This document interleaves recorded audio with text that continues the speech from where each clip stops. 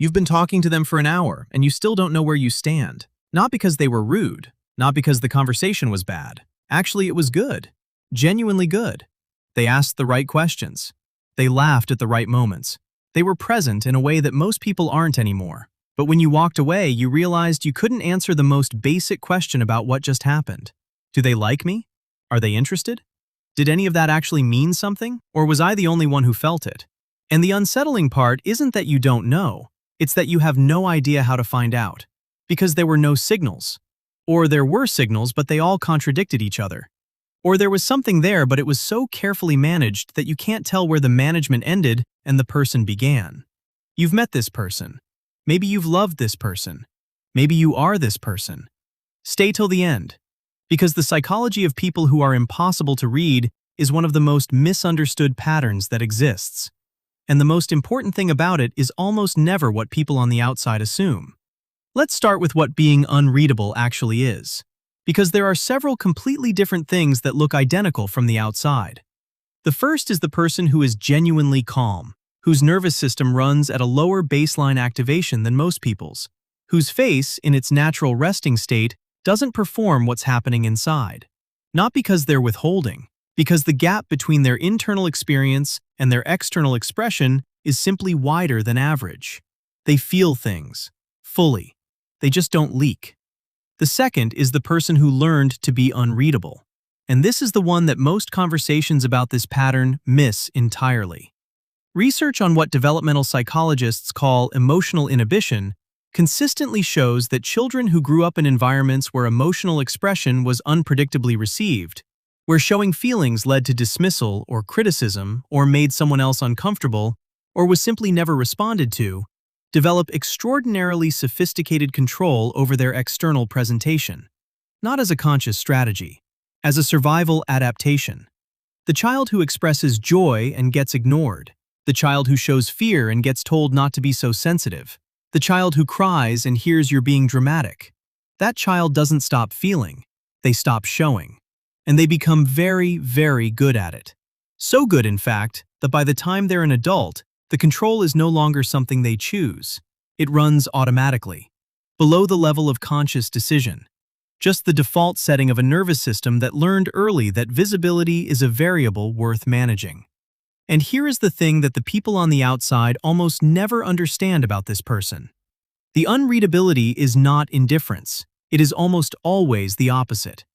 The person who is impossible to read is very often the person who is feeling the most. The control exists because the feeling is significant enough to require it. You don't build elaborate emotional management around things that don't matter. The walls go up around the things that do. Pause here for a second, because what comes next is the piece that tends to land the hardest for people who recognize themselves in this pattern. There is a specific kind of loneliness that comes with being impossible to read. And it is different from ordinary loneliness in a way that is difficult to describe to someone who hasn't experienced it.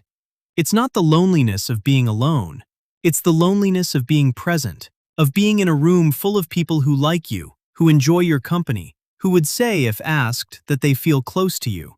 And knowing that what they feel close to is the surface. That the actual interior distance between you and every person in that room is something nobody in it has ever measured. Because you never let them see it.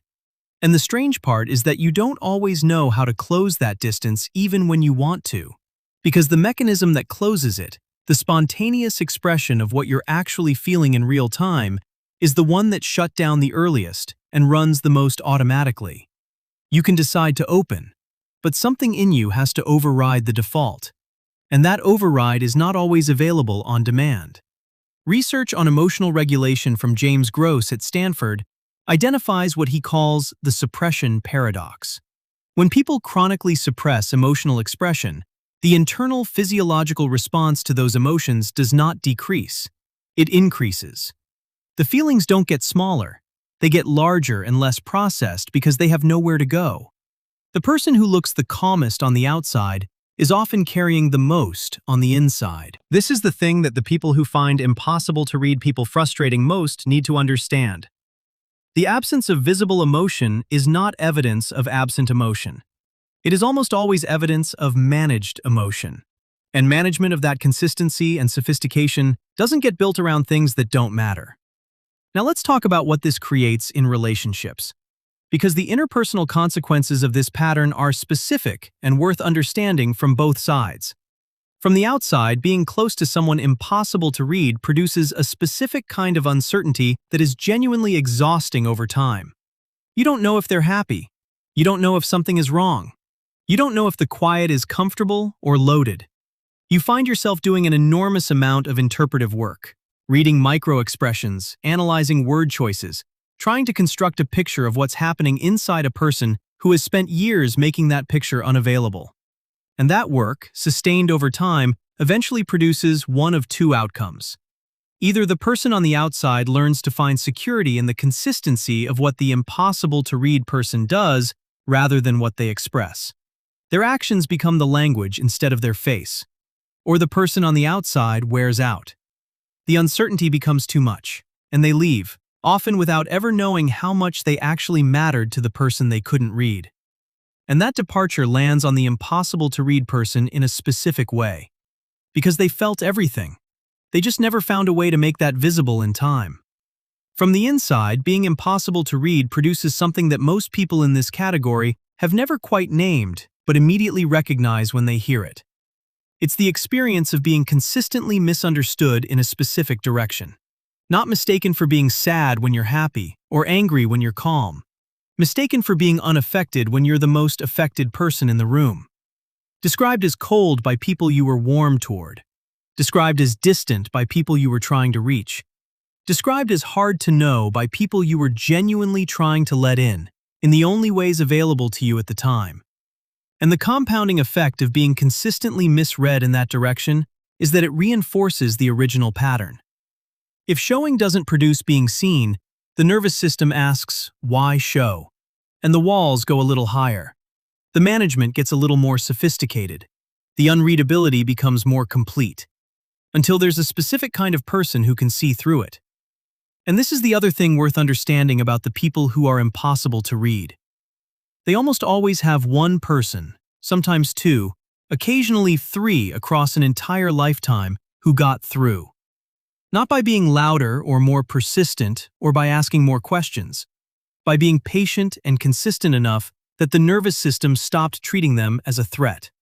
By demonstrating, through time and behavior rather than words, that whatever was shown would be received. Not just tolerated, actually received. And the relationship that forms through that door is unlike almost anything else the impossible-to-read person experiences. Because it's the one place where the management doesn't run automatically. Where the default setting has been updated by enough evidence that the override is no longer required. Where they can be, without performance, exactly what they are. Most people will never see that version of them. But the people who do know they're seeing something real in a way that is unmistakable. Because it only exists in the places where the impossible-to-read person decided the risk was worth it. And that decision, the quiet, uncelebrated decision to let one person see, is one of the most significant things this kind of person ever does. It doesn't look like much from the outside. Nothing about this person ever does. But inside, it's everything. If this video described you more accurately than you expected, please subscribe. I would genuinely appreciate it.